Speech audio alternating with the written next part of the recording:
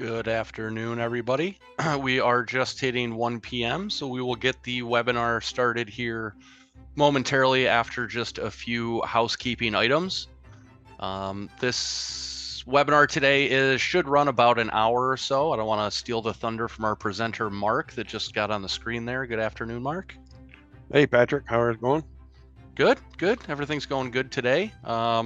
Just getting everybody situated here. We got a good group of attendees today already, so happy everybody's here. Glad you were able to make it and join us today. I'm going to let Mark go over the whole presentation. There is going to be a Q&A, so whether you're on your mobile device or on your laptop, just make sure you do populate anything into that Q&A. The Q&A does give us a full downloads to an Excel, so we will be able to send out all the questions that were asked and answered during the program, and we'll email that to every attendee.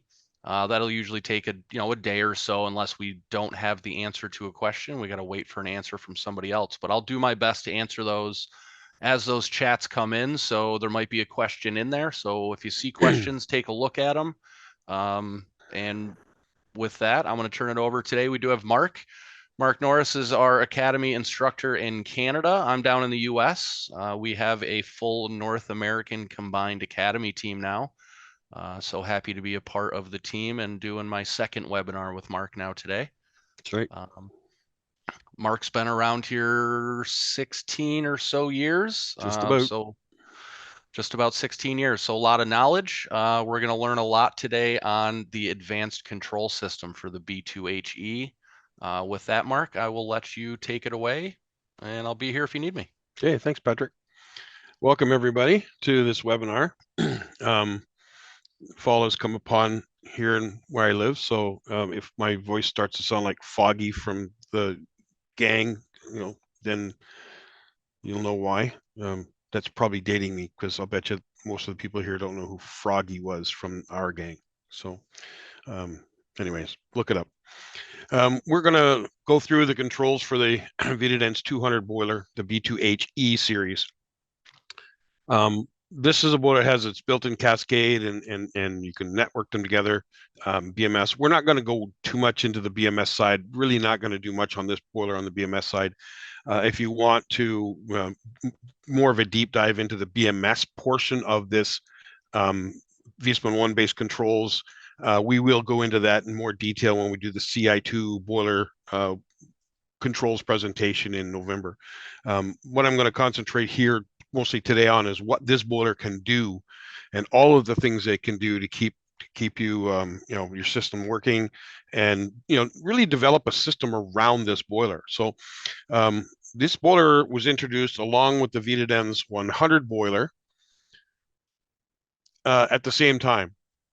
Now, traditionally, people looked at the 100 boiler and the 200 boiler, and they went, "Oh, well, I buy the 100 boiler when I need more power. I buy the 200 boiler because the 200 boiler went to bigger capacities." Now in this series, the E series, they're both identical capacities in the four models: 85, 120, 150, 199. The difference now in the two boilers is the controls. The Vitodens 100 and 200 both have the new Lambda Pro technology. They have all of the Wi-Fi stuff the same on both boilers, but really where the difference is what you can do inside the control, because the Vitodens 100 boiler is designed to have one heating zone. And I'm going to distinguish between a heating zone and a heating circuit as we go along here, but the Vitodens 100 boiler is really a heating zone technology boiler. NDHW, it has, again, built-in Wi-Fi, but it also is available in some combis. There's two combi models, 120, 199, which do not carry over to the 200. So if you're looking for a combi boiler, it's still a 100 series boiler.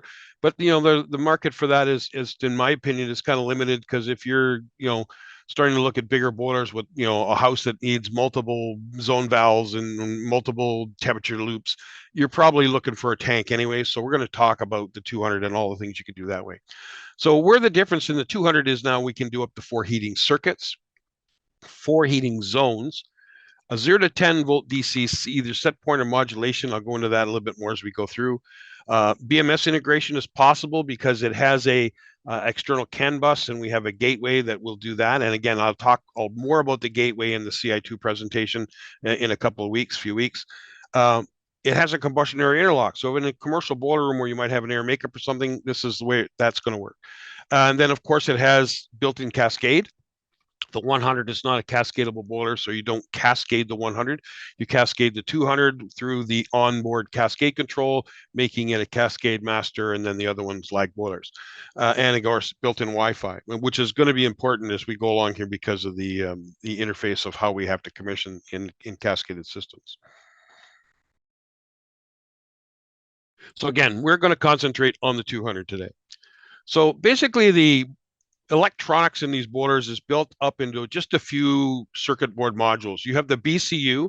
The BCU is the boiler control unit. It does all of the combustion stuff. So it looks after the combustion management. It looks after the combustion safeties. It looks after the air mass airflow sensor, those kind of things that are part of the burner. The TCU module is the telemetry control. This is the Wi-Fi module, and it's located on the back of the display.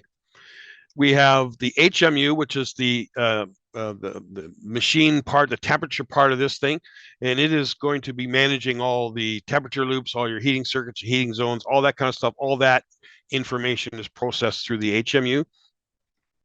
It has a larger touch screen control. The Vitodens 100 is a touch button control, where the 200 is a touch screen control. And then we have the WP power board, which again is in the 100 and the 200. That's the basic in and out module, power in and a couple of pumps, that kind of stuff. Where the big difference is now between 100 and the 200 is going to be the power in the HMU and the MZIO board, or for the Americans, MZIO board. I'm going to be Canadian here today, and I will probably use the word Z instead of Z. So when you look at the main board, the main control console, which is sitting in the front of the boiler at the bottom, you have the HMU, which is upside down in the control. So you get to that by flipping it up. There really isn't anything you need to be in there for.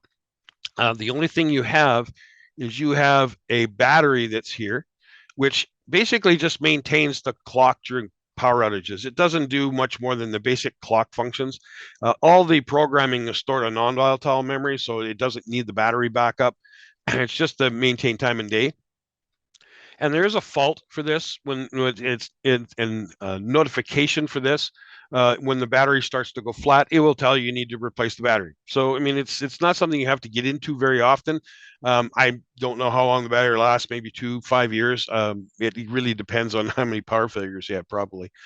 Then we have the WP board, which is, again, this is in Vitodens 100, and it is the power input power board. And then where the 200 again is the MZIO board, and this is where all the functionality of the new functions that we have in this boiler, as opposed to where the European boilers have. It gives us control over the heating zones. So taking a little bit closer look at the, where'd it go? How come it didn't make it go? There we go. The WP board, we see we have power input here, and this is already hardwired to a plug that plugs into the wall. And from there, we have a fuse. And this is a 6.3 amp slow blow fuse. It's the main fuse for the whole boiler. You pull that little cap off, and there'll be a fuse underneath. We have 2 pump output modules. So these are pump 1 and pump 2. And we'll talk about the options and features of those as we go through here today. You have this yellow plug here, which in a 100 we would never use. But in the 200, this is our CAN bus, external CAN bus. This boiler actually has 2 separate CAN bus networks inside it. One's internal to manage all the different boards, and the other one is to talk to other boilers outside, or the gateway. And there's a little switch over here, which I'll show you a little more detail later. I'll explain that. The pinky, purpley, whatever you call this color plug, is part of our communication internal to the boiler. So this is what we call a plus bus. If you're familiar with the B2HE series or previous generations of Vitotronic, this would have been the KM bus, but it's a different protocol now. It's called a plus bus. It's more robust, it's more secure. So it is the direction we've gone here. So we've gone away from LAN to CAN bus and gone away from KM bus to plus bus. And down here we have the basic inputs. We have 3 inputs, or 2 inputs and an output here. for operating the boiler. So this would be in the 100 or the 200, but the basic functions of the 100 and the 200 boiler are the same. Where we have a difference, like I said, is in the MZIO board. So there's the other side of that communication plug. It goes across here and plugs into the WP board. And we have a few other connectors in here, and I'll go through those individually. But we also have some fusing in here as well, which I'll talk about this fuse here and this fuse here as we go through. I'll talk about. This connector here is where the power comes in on this board, and it actually comes from the other board. So the power out of the other board feeds into this board, and we'll see maybe a little bit better detail on that on another different image. So the main control operation is broken down into two basic groups. It's broken into the dashboards. And under the dashboards, we have device status, DHW, and heating. And you can switch whatever's on the screen by using these arrows. Left or right arrows will flip between these three. I think out of the box, the default is the DHW screen. But you can reassign that in the settings to make it whatever screen one of these screens that you want is to be your default. And you look at the heating functions, which is what this is looking at here, device status and DHW. The other side of that, again, this is toggled with the arrows. The other side of that is going to be the menu, the main menu. And you get to that from this little red box with the three white lines, which the internet has declared is called the hamburger. Viessmann didn't name that. Probably somebody Google did it, but I don't know. But it's known as the hamburger whenever you see that. There's a little bit of trivia you can take home to your wife so she can tell her what you learned today. When you click the hamburger, touch the hamburger, you will get into the main menu, and inside that will be all of these submenus. As you scroll through the submenus, you'll see the different functions inside that. We have on-off, which gives you on-off functions for individual heating circuits, individual heating zones, DHW, or the entire system. So if you want to shut the entire boiler off, you'd go to entire system and disable that, and all of these would go off.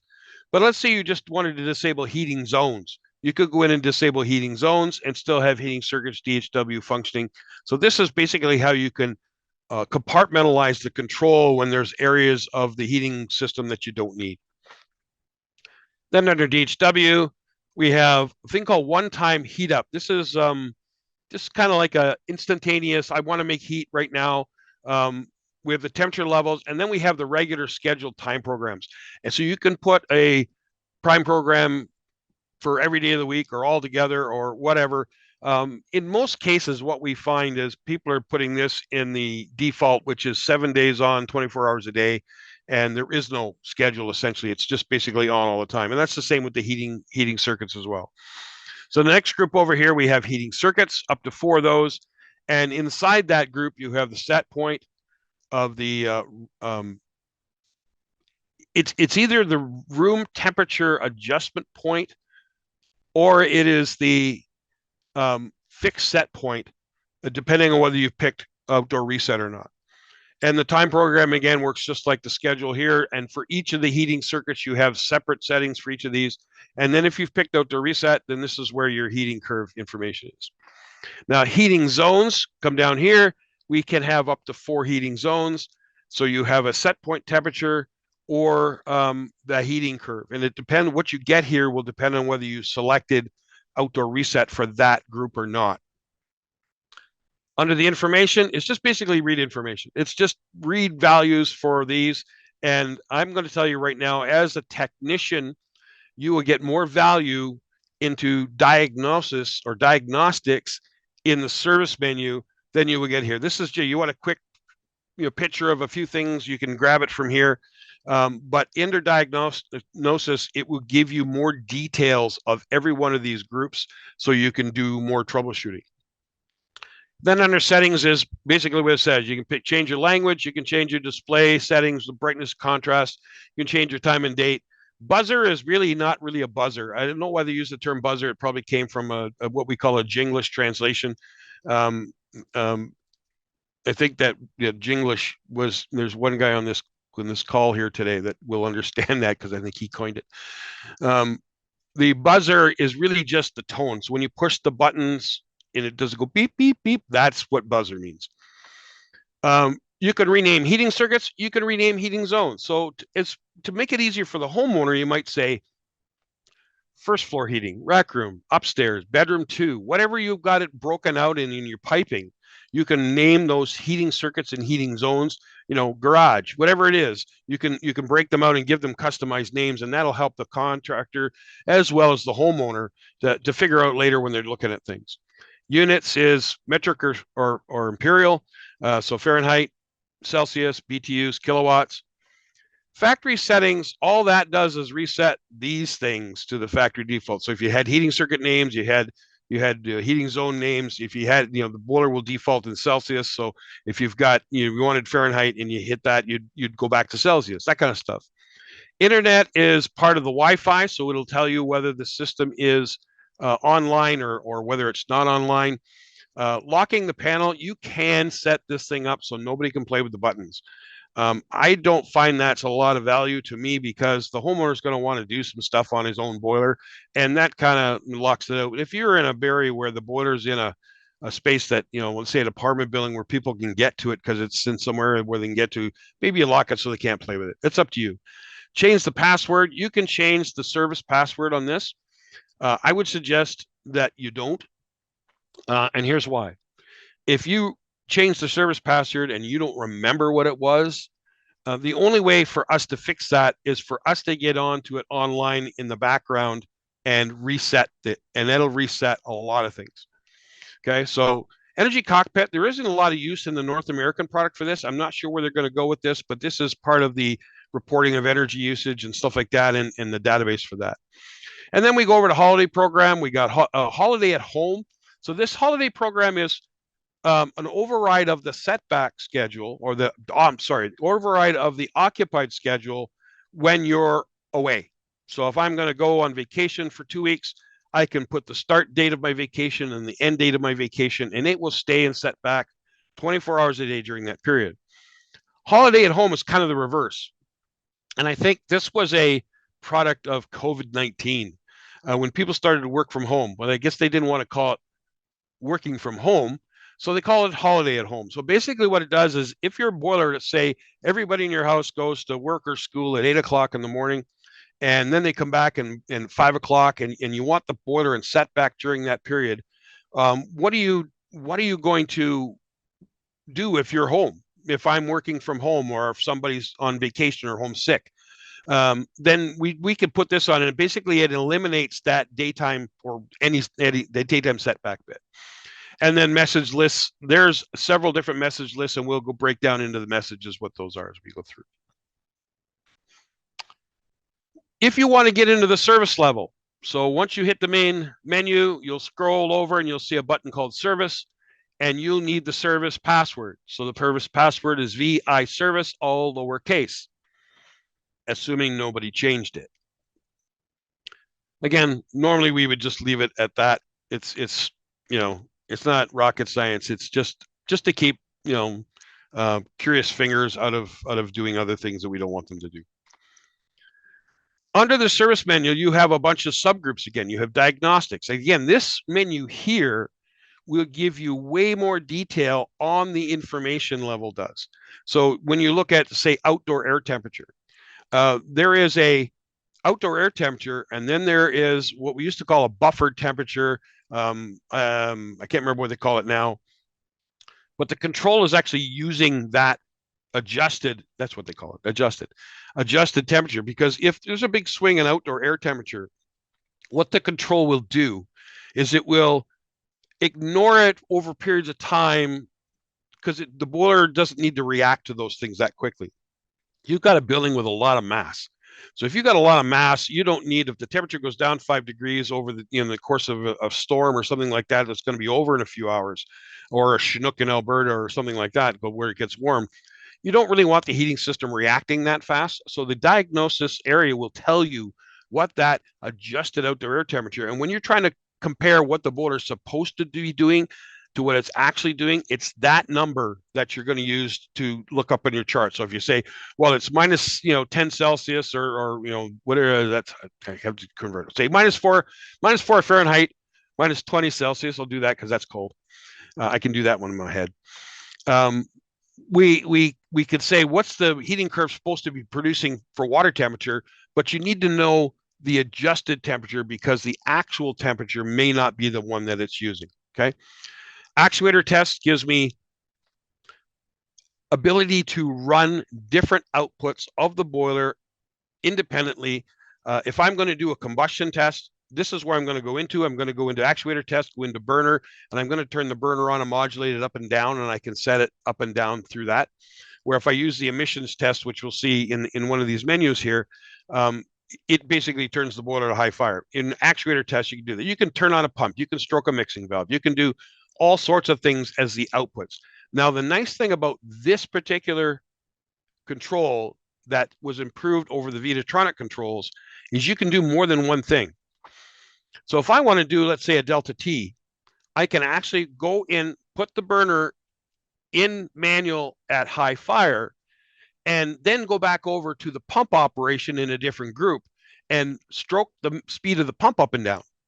And I can see, measure the water temperature in and out with a thermometer or a meter that I have, and I can see what the delta T is. So I can set my speed of my pump based on a delta T, knowing exactly what I'm getting at high fire in an application.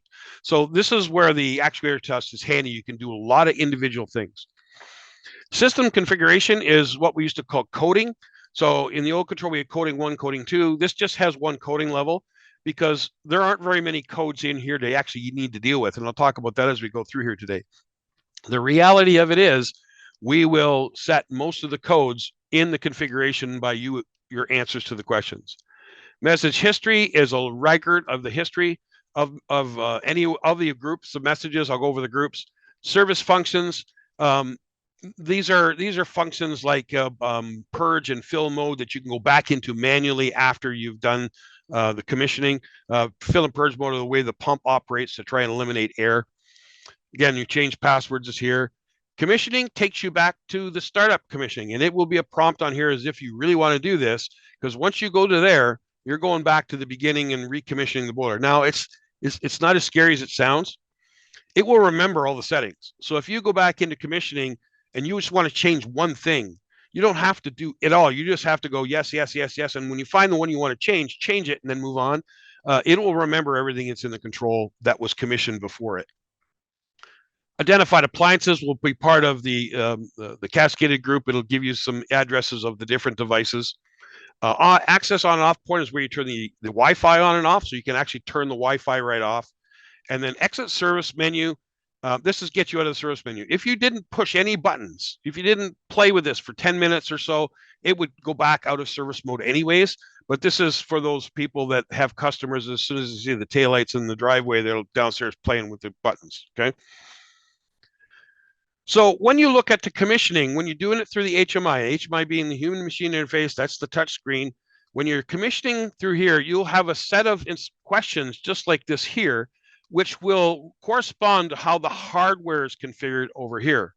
So we have heating circuits, right? 4, 1 unmixed, 3 mixed. We have heating zones. We have 3 that we can power thermostats from, or we can set them to be some kind of a safety. And then we have another one down here, which has a bunch of different functions. This is the 96 plug, and it either does nothing, external demand, external blocking. So if you wanted to disable the boiler from, let's say, a fire alarm shutdown, you could do it through that, or just say, I don't want the boiler to run, or a call for heat. When you select call for heat, it shows up on the control as a heating zone 4. Then we have DHW settings. Do you have DHW? Is it a tank with a sensor or a tank with a switch, which meaning basically an aquastat? And is it upstream or downstream? Do you have a recirc pump? This kind of thing. Oh, I guess this is a recirc pump or not here. The upstream and downstream is when you get into the low loss header. Low loss header, buffer tank, closely spaced T's. Primary secondary is what they're asking for. Do you have a primary secondary system? And then over here we have remote controls. These are only applying to heating circuits. These are Viessmann controls that are not like a thermostat. They don't just go on off. They actually do some calculations and readjustment of water temperatures based on what you set for and what it sees the room temperature. Now you can put up to 2 of these on the boiler. You see we have 4 heating circuits, but you can only have 2 on this device. So you'd have to pick which 2 you wanted room feedback from, because it has a temperature sensor inside. From this one Vitotrol, you can access the controls for all 4 heating circuits, heating curves, that kind of thing. But you can only get room feedback from one room that it's in. So you could have 2 of the heating circuits with feedback, and the other 2 were just remote access.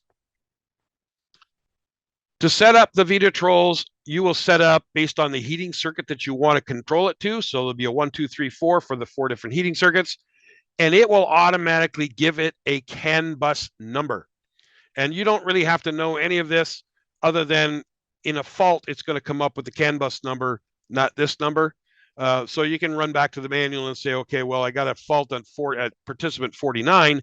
Where is that? Well, that's my second Vitotrol. So let me see what's wrong there. So heating circuits, heating zones. What's the difference? Well, first of all, heating circuits are not designed to be started and stopped from an external device.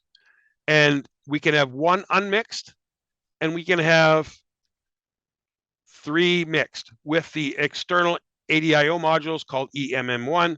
And then we have control for a 3-way mixing valve, a pump, and a temperature sensor so that the mixing valve knows what to do. And that's the difference between a heating circuit 1, which is unmixed, and heating circuit 2, 3, and 4, which is mixed. You need the mixed circuits, you need the hardware, and you need this, and we'll talk about why you would need that in a bit. And then heating zones are not mixed, and they require a on-off device like a thermostat to enable and disable them. So when do I want to use a heating circuit, and when do I want to use a heating zone? Well, a heating circuit is usually weather compensated, although you can set the boiler to be all heating circuits weather compensated, or all heating circuits not weather compensated. But they will be running at either their fixed set point or their weather compensated at the reset set point continuously all the time. In a heating zone, they can be weather compensated fixed set point too, but they can be switched for weather compensated or not individually, where the heating circuits, they're either all weather compensated or all not. These are designed, the heating circuits are designed for constant circulation of the pump when the outdoor temperature is below the warm weather shutdown. So wherever you have your heating curve set for, it will turn on the heat for that heating circuit, give it a set point, start the pump based on the calculated set point for that loop whenever the water temperature is below the warm weather shutdown. So the idea is that the pump would run continuously, except during a schedule, and you might turn it off. A heating zone, on the other hand, the pumps are only started and stopped when the thermostat or dry contact that you're doing the call for heat from is calling. So when the thermostat's open, that pump is off, and the set point for that group is disabled. And like I said, these are not designed, heating circuits are not designed to be started and stopped. We can use the Vitotrol.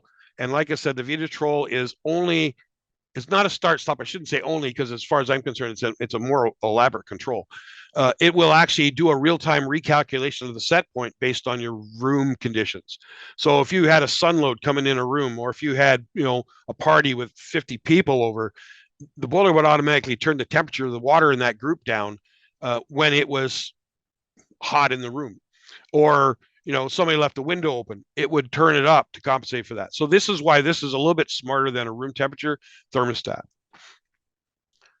Again, these are designed to be started and stopped from an external device like a thermostat. Heating circuits have, within the boiler, program schedules. And again, 1 is not mixed and 2 to 4 are mixed circuits. There are no schedules inside the boiler for heating zones, because the heating zones are assumed that if you're going to put a thermostat on it, your schedule is going to be in the thermostat. And none of them are mixed unless you add a third-party non-Viessmann mixing controller or a thermostatic mixing valve. And in some of the applications, we'll show you those kind of ideas. The circulator for heating circuit 1 is connected to the boiler's module. It's either P1 or P2, depending on the other things that you've done. There's a DHW scheme, which is going to determine whether you have a recirc pump or not, or the DHW is upstream or downstream. That's going to change the assignment of this pump. But basically, you're going to follow the instructions when you're programming. And all of the circulators for heating circuit 2 to 4 are part of that M1 module, that ADIO module. In the zones, a heating zone has a dedicated pump output. So heating zone 1 is pump 1, heating zone 2 is zone pump 2, 3. The only exception to that is heating zone 4. Remember, that's through the 96 plug. Heating zone 4 does not have a pump assigned to it. So you would either put it on something that had its own circulator, like an air handler, or you would just have a pump that ran on its own. DHW priority can be disabled for heating circuits. So you can say individual heating circuit. Like I say, for heating circuit 1, I don't want DHW priority, but 2, 3, and 4, I do. With heating zones, it is always priority. There's no choice to switch it out of priority.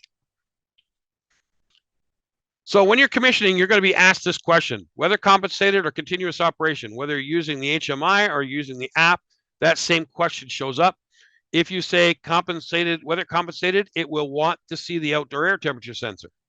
If you say continuous operation, you do not need to hook up the outdoor air temperature sensor. But this is where you need to understand that even if I want my heating circuits to be not weather compensated, I might want a heating zone to be, which means I have to set the control for weather compensated so it looks for the outdoor air temperature. So again, this is a breakout, a little bit closer view of that terminal strip, and we're going to go through the points of it individually. You have zone inputs 1, 2, 3. I realized today that I had not updated this graphic from the prototype we had, so it's actually ZI1, ZI2, ZI3. But it's basically the thermostat inputs. Now these are powered, so there's a 24-volt circuit, a common, and W, which is the heat return, and they call it TT here if you were just using a dry contact. So you can then power a thermostat from these 3 devices, or you can use them as just strictly dry contact. And that's up here in these connectors. So, and one of the things I just want to caution you is the C is in the middle. So if you're going R to W with a dry contact, do not put a wire on C from R to C, because you will blow this little fuse up here. And that little fuse will take out everything in the low voltage circuit. So just when you're careful wiring, there's 3 terminals for each of these. And if all you're using is a dry contact, you want to go from R to W and ignore the C. But then each of these corresponding inputs has a pump output. So zone pump 1, zone pump 2, zone pump 3. So when thermostat ZI1 calls, zone pump 1 starts. And it will run after the thermostat opens for the time delay period that was set for it. Then we have the 96, and again, this is a dry contact, and this is actually, remember, this board here is in the 100, so this is the call for heat for a 100. It's just dry contact, and that's why it's over here like this. And there, and again, you can program this to be either nothing, external demand, external blocking, or a call for heat. When you program as a call for heat, it shows up as zone 4. And then the board also has 2 pump outputs, and you can see they're DHW or heating circuit 1, or heating circuit 1 and a recirc pump. It depends on what you've asked it to configure in the questions, how it assigns this pump output. It could be a heating pump, it could be a domestic pump. These are all, and again, when you commission it, it will reassign the output. These ZI inputs can also be used for safety. So one of the questions is nothing, or a thermostat, or low water cutoff, low pressure gas, high pressure gas. So if you had a propane, just on a propane boiler, you might, and you didn't need zone 2, you could actually put that as a low pressure gas, and it would give an alarm output when that contact opened. Now this is where it's different between whether it's a limit or a thermostat. Thermostat would be closing to do some work. Say a low pressure gas switch would be an alarm if it was open. So you have thermostat, or in this case here, we got low water cutoff, and this one here, not available, means I don't use it. So we have the EMM1 module for the mixing boards, and this is the same basic circuit board you'll see on a couple of other boards we use. I'm going to really talk about the EMM1 today. You have a rotary dial up here to set its address. You have some outputs and some power inputs. It's fused on its own, place for temperature sensors, and the other side of this plus bus that goes back to the boiler. So we have this module here, and then we have a pump, sensor, and a valve that connect to it. So when I look at the schematic, I can see that X3, which is here. And if you looked at this board, you'd see there'd be an X3 on it here. Or again, we have TS1 here. There's TS1 up here. So this is the temperature sensor for the loop. This is the mixing valve motor. If you're using a Viessmann mixing valve, you will not have a ground connection. It will not be there. And then you have the pump output here for the pump in that circuit. And then the rotary dial is where you would set your address, and it would be basically heating circuit 2, 3, 4 is the first valve, second valve, third valve. You'd set it like that. There is a solar module, there is an M1 module, there's a P1 module, and the rotary dials are set differently. So basically the solar is always 0. I don't think we're going to see a whole lot of use in the solar because quite frankly, if you talk to our solar guys, they're going to use a different control. EMN1 would be the mixing valves. EMP1 would be a pump expansion module. There's one application I can show you that would make sense to do that potentially. When you set the addresses, you start with the mixers, you finish with the pump. So if you've got one mixer, it's 1 and 1 pump, the pump is 2. If you've got 3 mixers, 1, 2, 3 mixers, and the pump is 4. And that's just basically how to set it. We won't worry about the EA1 module. We're not using that. It's a European product. We have it available here, but we haven't figured out any functional for it. So we're not using it. So there's a full-blown system. Now, in this system, you can provide heat to everything here without going to a third-party control. And that's one of the nice things about this boiler. So let's take a look at it. We got DHW, and it's what we call upstream of the low loss header. So there it's connected right to the boiler. The diverter valve in the boiler switches it from domestic to heating. So it's upstream. So I don't need a pump for this tank because we're using the pump that's in the boiler. Then we have heating circuit 1. This is our air handler. Normally we pick our heating circuit 1 as our highest temperature output. So whatever the highest temperature, in this case here, we decided that the air handler was going to be higher temperature than any of the other loops. Heating circuit 2. Now, if the boiler is making hot water for this, how am I going to make the right water for this? And that's when I need the mixing valves. So the mixing valve is a fully controlled valve through this ADIO module. Temperature sensor and the pump are controlled by it as well. And then we're going to mix this water temperature we're sending here. Let's say it's 150 degrees, and I only want 100 here. The mixing valve is going to bypass water to mix it down to 100. And that's the same with heating circuit 3 and heating circuit 4. And all 4 of these can have different heating curves, different schedules, different priorities for DHW. Then we start in the zone. So I've got zone 1, heating zone 1. Now it says ZC because originally we called these zone circuits. They changed that, and they didn't change this nomenclature because the German for heating circuit is actually HZ, so it didn't make sense to confuse people what language you're in. And these might be a whole bunch of different radiators in a one room that has one control to operate it. So it has one pump, one heating curve, or one fixed set point for that.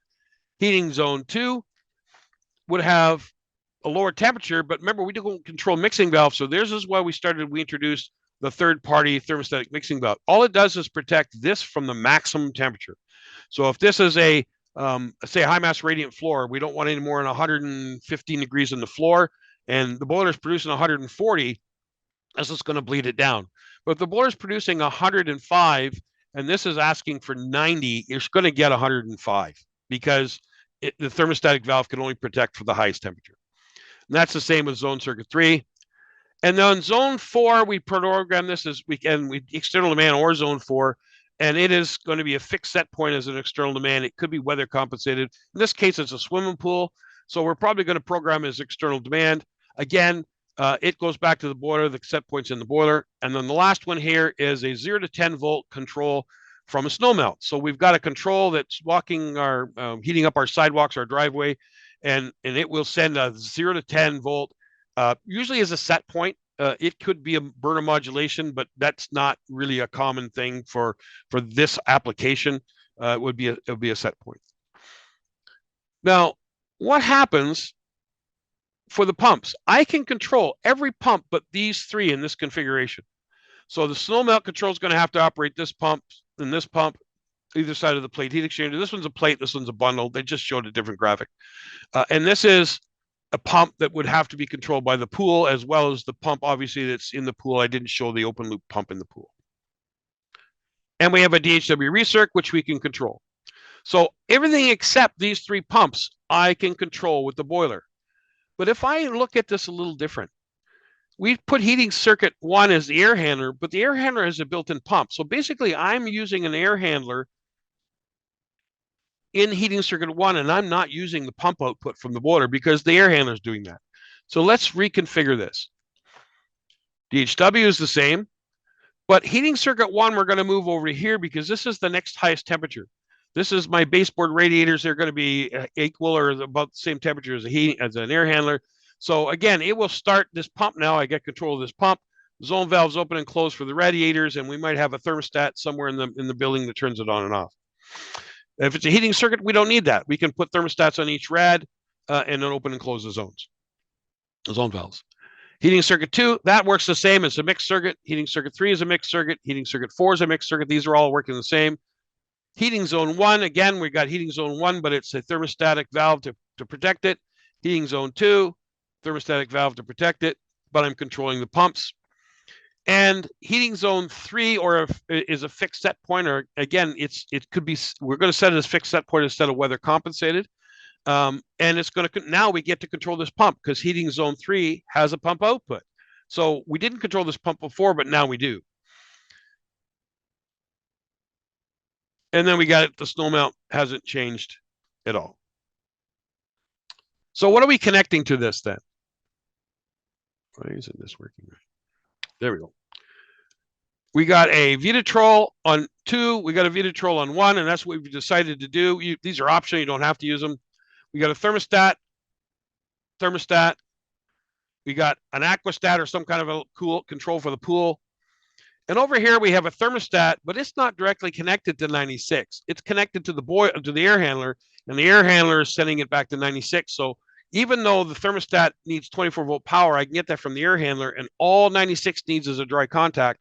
And that, again, is another advantage of doing it this way with the air handler as zone 4. Again, the only 2 pumps I can't control now are these 2, and I have the snow melt control. So all your pump assignments are all part of what they were assigned to. Pump 321 for the zones, P1 for the heating circuit. Over here, the recirc pump was P2. And then each of the mixed circuits, the pump comes off the mixed control, and the pump inside the air handler is by the air handler. So how do I know which I need, whether I need heating circuit, heating zone? Let's recap. If you want continuous operation of the circulator, anytime it's below the warm weather shutdown, you want it to be a heating circuit. And that is more important when we get into low temperature systems, high mass radiant systems, because we don't really want to start and stop the boiler. We want the radiator, that flooring, whatever, to be a constant temperature. Again, we're going to have local zones opening and closing valves, so we don't really need the pump to start and stop. Does it need to be tempered? Then it's going to be a heating circuit 2 because we have this. Do we want to have a daytime schedule, part of the boiler? Then it's a heating circuit. Do we want remote access with the Vitodens? Then it's a heating circuit. Do we want space temperature feedback that changes the set point of the loop? Then yes, we need a heating circuit. So these are all heating circuit applications. In heating zone, we want to start and stop it from this device. So this thermostat closes, we want to start this pump. This thermostat opens, we want to stop this pump after its time delay. Now I put an X and a question mark beside, do individual loops have individual room controls? Because there is one way we can do this, and I'll show you that as we go through here. Does the loop require tempering? Then it needs to be a third-party mixing valve or something to that effect. Do we want local control of the device to manage the time of day scheduling? That would mean the thermostat has the schedule. Do we want remote access? Well, this can't do remote access because that thermostat's not talking to the boiler. And do we want space temperature feedback? Again, thermostat's not talking to the boiler, so that's not possible. Those are heating zones. So in a nutshell, do I want constant circulation and let the zones control when the water flows to the area? Or do I want the whole loop to be shut off by a call for heat from the thermostat? This is the application I was talking about. So now I have one zone circuit or heating zone, and I got a building with 4 zone valves. If I use the multi-zone control and fed the output of that to the ZI input, I can get control of the pump. And if any zone is calling, it will send a call to heat here, which will start the pump. If all of the zones close, then that contact will open and the pump will shut off. And you could be more than 4. You could be as many as you want. You could put multiples of these. So this is how you can get local room control over a heating zone and still have the individual control of the zone valves. You can do this as well with pumps. It's a little more limited with pumps. We wouldn't end up using this output. We'd use the pump outputs, and then the rads wouldn't have any control, or they would have control in the individual rads. So again, we look at this big drawing of everything the system can do, and we can see there's the multi-zone control, there's the thermostat on the air handler. We've got a bunch of different, the graphics a little different, it was written at a different time. But the big difference here is that the DHW is downstream of the low loss header. So in this case here, I'm not going to be able to use the boiler pump for DHW. I'm not going to be able to use the diverter valve for DHW. I have to have a dedicated pump, which means that one of the pump outputs on the MP board, WP board, is going to be dedicated to that. So I will not be able to control the recirc pump. Now, this is just a shorter version of that. I compressed it, took all the extra stuff out of it. So the WP board P2 is the heating circuit. WP board P1 is the DHW circulator. And this is by others. Now, this is where I said you can get back control of this with the EMP1 module. But I'm betting you guys aren't going to do a lot of that because, quite frankly, this EMP1 module and a pump, once you buy the pump, which is standard circulator for a recirc, you could probably do this with less work and less labor and maybe even less money with a smart circulator that learns your homeowner's water habits and turns the recirc pump on and off. But it is possible. If you wanted a complete Viessmann system on this, you could put this module on it, and now we get control of this pump back. So on the plus bus, we can have up to 7 devices. So we have an EM1, EMM1, EMM1, EMP1. The S1, like I said, we're not likely going to use, but it's available. And the EA1 module, we don't really have any functions for that. So you're never going to run out of devices in this. And you can put 2 Vitrols, like I said.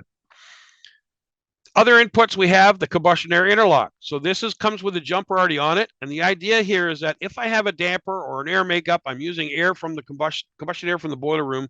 This will give me control over that device and will not start the boiler until the device tells me it's ready to go.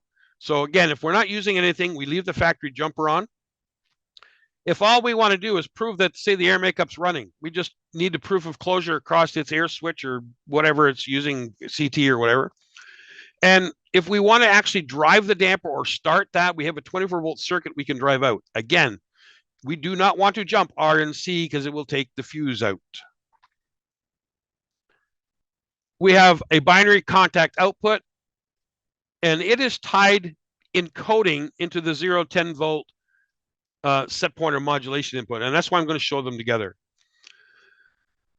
Plug 66 and the 0-10 volt input are all programmed through the same. And I'm not sure why they did this other than maybe somebody was trying to save some memory. I don't know. But if you just wanted the plug 66 and the 0-10 volt to have no function, you would leave it at the 1. If you wanted external temperature demand, but nothing on the 66, you would do 3. If you wanted the fault message on the 66, then you would do 6. And so you have a combination of all the different variations to do those 2 devices.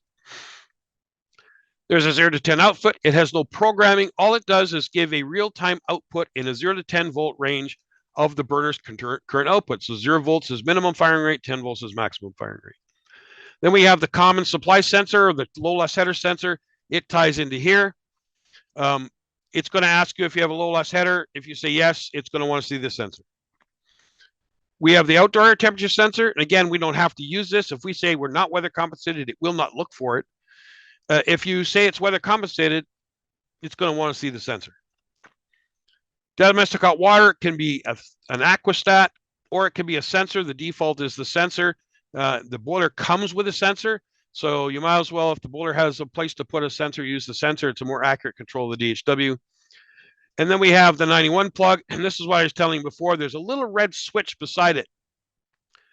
In a single boiler application, this is always off, and it should be off from the factory. And if it's a cascaded system, then it's on for the devices on each end of the communication bus, of the CAN bus, and off for everything in the middle. There's my fuses, 6.3 amp slow blow fuse for main power, 6.3 amp slow blow fuse that fuses the pump outputs. And this one here is a 24-volt circuit fuse. And if it blows, you lose the combustion area lock zone input. So somebody shorted this and it blew that fuse out. You could get a call for heat from, let's say, one of the other loops, 0 to 10 or something like that. The boiler won't fire because it can't make this combustion area interlock if you're using it, right? Even if it's jumpered, it can't use it. So you will have to, aware that this is one place to look. So startup commissioning, some things for that. You will be able to program this boiler with the programming unit or with the software tool we call vGuide. It originally called Vito Guide, now it's called vGuide. Unless you're doing a cascade. If you're doing a cascade, you will not get the option of doing it with the HMI. You must do the cascade through the app. It will not give you the option to do it with the HMI.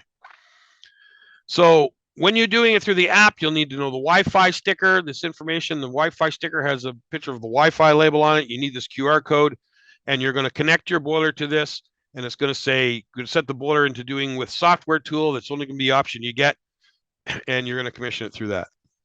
I'm not going to go into details on the commissioning because we've done that on different webinars. We've done it on videos. We've done it on all sorts of things. So I don't have the time for that today. You need a Viessmann account to run your vGuide. So when you go to the website, it'll help you set up the account. It's a company account, and then the contractors are underneath it. If you have any questions on that, we have people in Canada and the US that will help you set that up. So for most installations, though, you won't need any coding at all. But the coding you have is there to tweak things out.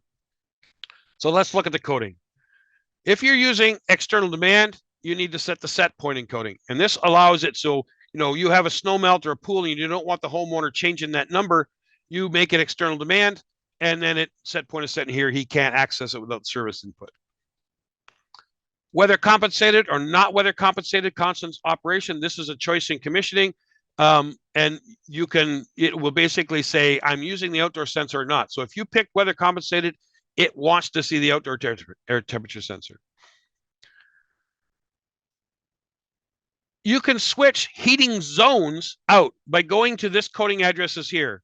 So you go into service, you go into heating zone submenu, and you go to these addresses, and you can switch them individually to be weather compensated or continuous. So when we looked at the application we had heating zone 3 was the pool. So I would go to, and for some reason it's going heating circuit 5, 6, 7, 8. I think that's just the way the menus came up. But 5, 6, 7, 8 is heating zone 1, 2, 3, 4. So 7 would be heating zone 3, and I would set it to 1 for continuous operation. And that way it would be a fixed set point. In the boiler, we have gas volume corrector calorific value. The boiler will report energy usage both in the boiler and in the app. If these numbers vary from the utilities where they've got their gas meter calibrated, these numbers will not be accurate. So if your homeowner wants to know this, you can get this information from the local utility and plug that in there, and then it'll be very close to what the gas bill is, and may not be exact, but it'll be very close. This is a way for compensating for those areas that's really cold. So like you guys in Minnesota and Alberta, and you get days that's way below the design temperature. The defaults are based on Europe. You should set these based on your region's design temperature. So in my case here in Toronto area, and in Waterloo, we're using the Toronto area ASHRAE design of -21 Celsius or -6 Fahrenheit. So I would set 1139.0 at slightly below that, so -21 at -18 or -19. And I would set the other one at -23 or a little bit higher than, a little bit lower than that. And basically what it does is come over here, we say at using the defaults here, at -4, it starts to remove the night setback on a heating circuit. Again, this only applies to heating circuits. So if you have a schedule for night setback, it'll actually push it back to the daytime so your building doesn't get out of control on a night that gets colder than design temperature. Another function of this is morning warm-up. We can boost the temperature, and Kelvin is Celsius, just use the same numbers. It's a 20K is just the same physical size as 20 Celsius, and for the time period. So in this case here, we come out of setback, we would normally go to this temperature. And what we do is we go up to the boost temperature for the period of time, then come back. It helps us recover in the morning a little bit quicker. Heating circuits can also be capped top and bottom. So if I have a baseboard system, I might not ever want water cooler than 100 degrees. So as soon as it comes out of warm with a shutdown, it's going to go right to there, and it's going to stay there until the heating curve matches where it needs to go up. Let's say in a radiant floor heating system, I want a maximum temperature, and it doesn't matter what somebody plays with the heating curve, then it will always cap at the max. And that could be anywhere in these lines. You can actually put this temperature and this temperature so close together. Let's say for something like an air handler where you don't want a lot of outdoor reset, it would just be the same pretty much all the way through. Maintenance intervals, you can use these or not use these. This is on so many hours or so many months. It will send a maintenance flag for the homeowner to know to call the technician.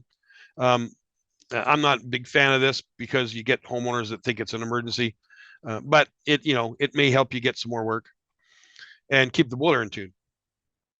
Maximum heating output, and for heating in DHW, you can set the maximum temperature for this, or you can set them, or BTUs rather, and you can set the minimum BTUs. So either one of those can be done in here. We have the speed for the heating pump. And so this is the speed you set for the heating pump. There will be a minimum that it won't let you go below based on the boiler. And the other one, okay, so let's explain this here first. So you have now a variable speed pump, and we just picked a few of these percentages here. And let's say that I want 6.2 GPM. There's my 6.2 GPM line. And my pressure drop across my low loss header and all the piping is 8 feet of head.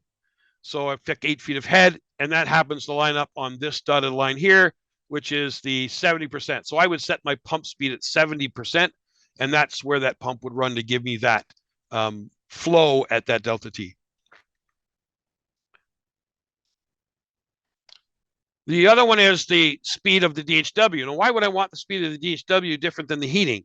Well, the heat pressure drop across this heating coil and all this pipe might be different than just the low loss header is. It would be almost nothing on the low loss header, but there might be a few feet of head. And if you're using a third-party tank that has a higher pressure drop than the Viessmann tanks, you could have 15 feet of head on here. Maybe, I don't know, maybe more than that. I don't know.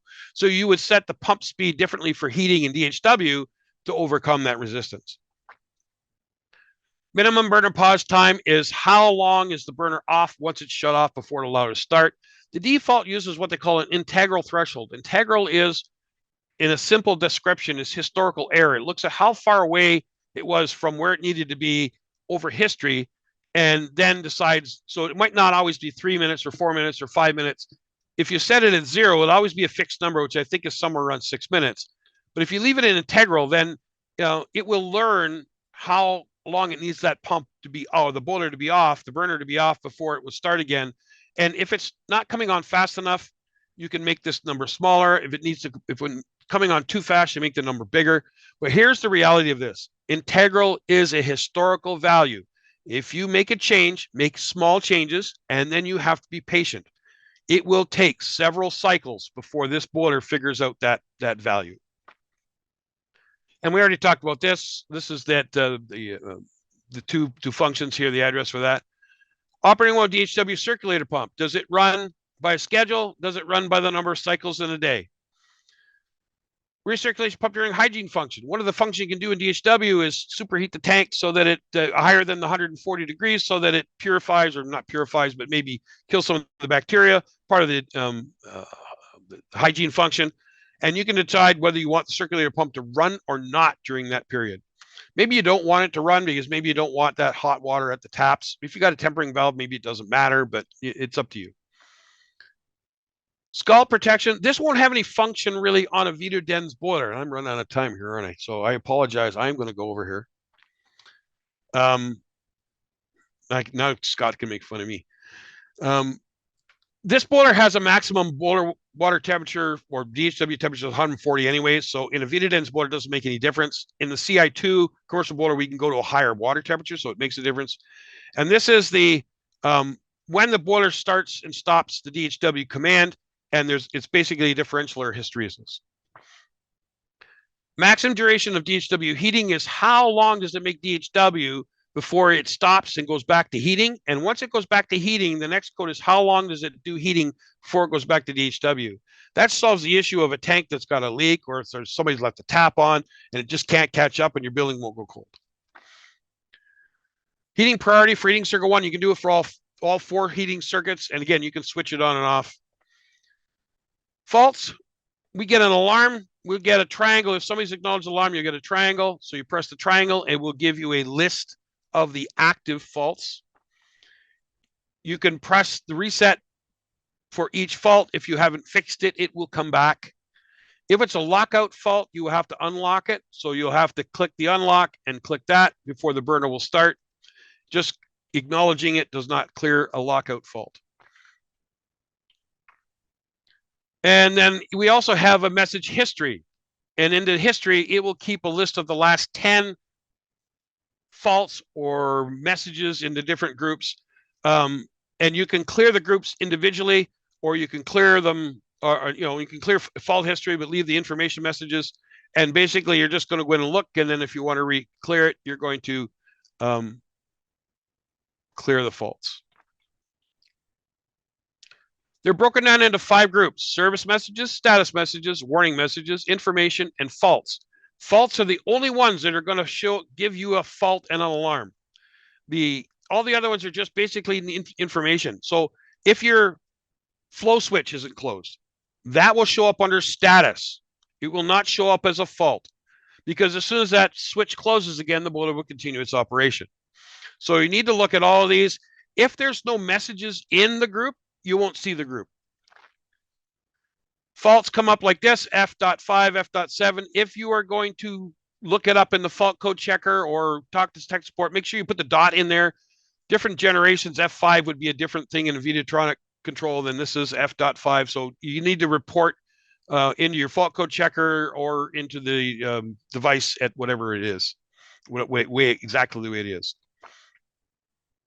So again, as a recap, we have a simple system. We have a complicated system. You can do anything in between, reconfigure it however you want it, and it's going to be the way you want it to be. So take some time and look at your layout and say, do I want my air handler or do I want my high temperature heating zone to be heating circuit 1, and those kind of things. We can see here again, we've made it a zone 4 because this pump is run by others. When it was over as heating circuit 1, it didn't make a lot of sense because we wasted a pump output.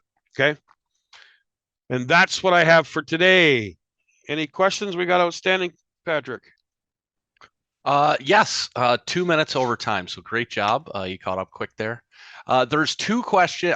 There were a few questions. I think they were all pretty good questions to be answered. Some guys were well ahead of the curve and they were asking questions, and then you hit a slide to answer it a few moments later. So you like guys who are ahead of the curve. Yeah, kudos to them for being ahead of the curve. There's 2 questions I do want to bring up. One I couldn't answer as it is pertaining to the older B2HA and B series. Jacob is still here. So can I still control a heating circuit through external connection as in the B2HA/B series if I want switched control and mixing? In a B2HA, you would have to add the EA1 modules an extra. In the generation before that, it had the EA1 module in it. No, I mean, it has using the DE contacts, you can still go in there and do those 5 or 6 codes to make that happen. It's the reason why we went to the heating zones is because it just made more sense to do just I want it on or I want it off. When you had the older controllers, the B2HA or the WB2Bs, they were never designed for thermostats. We introduced that part way or at the beginning of B2HA, so you have the 3 zones. But you can use the EA1 module as an external device and use the DE contacts and then go into the coding and coding to and set the variables.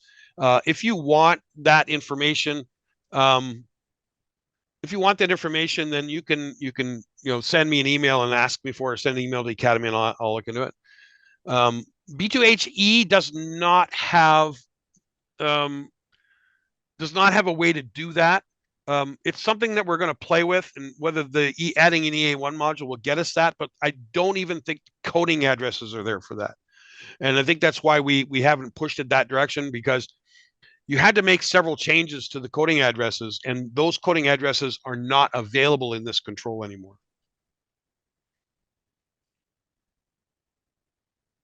I hope that does answer the question. That's what I thought, but I just wanted to hear it from you, Mark. And then the last question that I do want to go over, John had mentioned during one of the slides, you were talking about the EMM1 for mixed circuits.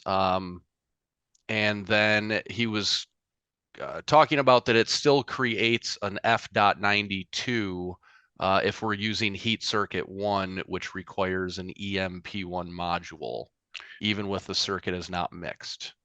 Yeah, and I had another question with that as well. I did answer it, but in case guys weren't that's a coding glitch that we're working on a fix for. It had to do with it probably had to do with you also had a recirc pump. And when you had a recirc pump, it wanted to see that EMP1 module because it wanted to move the low loss header to there. And I don't know why it did that. It's a software glitch. And I think if you talk to your sales rep, there is a workaround for that with the pump module. It's supposed to be fixed in the coming months. Not sure when. It was just a difference between the European version and us. Again, the European version, they would have done that through the EA1 module, which we're not using.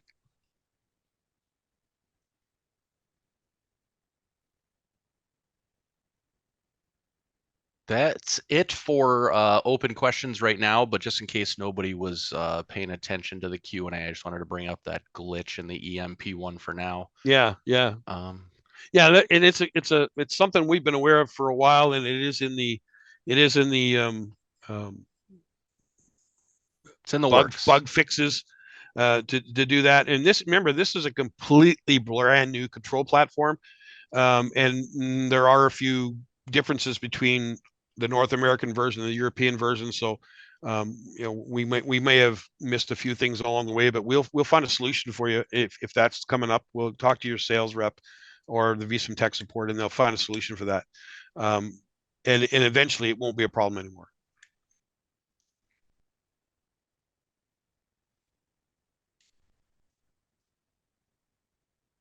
That does clean out our open questions. I am not in a hurry to get anywhere, Mark. I'm sure you're the same, but guys, I do want to appreciate your time today. If there's any other questions, now's a great time to throw them in there. Well, we got a little open time here. Yeah, at 3:00, I had a meeting with my boss. So if I don't make it, I don't make it, right?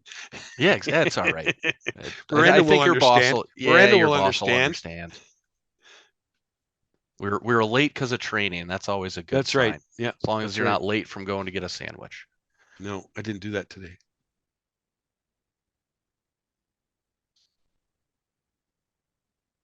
These type of situations where there's no sound, my father used to say silence reigned and nobody got wet. No, this was great, Mark. Thank you for bringing us through all that. I do look forward to the November CI2. Just to go down a little bit more of the BMS stuff, which also does, for anybody using the E-Series, this all does wrap back around that being that same common control platform. So we will go over some things in that CI2 webinar in November that will also pertain to the B2HE. So, and then also all the things we went over today pertain to the CI2. So, yeah, and the CI2 has a little bit more we'll talk about with building automation because they're commercial boilers. They almost always get some kind of interface. Another question I see in there, I'm not sure. Where can we find all of the scan codes for the rest of the Viessmann trainings we have done? I'm not sure what they're asking for. Maybe that's something you guys did down there and we don't do. If you've come to a Viessmann training, whether it be in Warwick or whether one of our trainers, myself or my colleagues, have come out to site to do training there, if you've signed up for them, we have that information. You could send an email to your sales team Hopefully you got one of our business cards, whoever did the training itself. You can email academyus@viessmann.com as well if you need a certificate for any of that information. If you want to find future trainings, please look at our Viessmann.us.com, Viessmann-us.com website or the Viessmann.ca website, and both have a link to our academies, webinar links for all the future webinars that Mark, Scott, Richard, myself will be doing here in the coming months. As well as if we're able to do open enrollments, you'll see those. Those are a little bit few and far between. I think we're still catching up from the COVID era and getting all those requests Yeah, I that have know been I coming am. in over the years. So hopefully we'll have more open enrollments coming up soon. But get with your local sales reps to get a training set up. It's usually the easiest way to do it is to go through the sales team first. And all of these webinars are going to be archived on the Viessmann YouTube channel. So if you Viessmann North America YouTube channel, so any webinar we've ever done and any individual videos that we created as training videos or short 3-minute videos, 10-minute videos, whatever they are, they're all on there. And they're doing a really decent job of reorganizing that. There's like over 150 videos in there now. So it got to be, how do I find this? So we have people working on cleaning that up and making decent playlists and those type of things. So if you're looking for some help on something and you're not sure, that's one of the best places to go, is go to the Viessmann North America YouTube channel, and there's probably already a 2-minute video on there that'll help you through it. And just Academy CA at Viessmann.ca. Academy at Viessmann.ca. Yeah. See you for the next webinar. All right. Thanks, guys.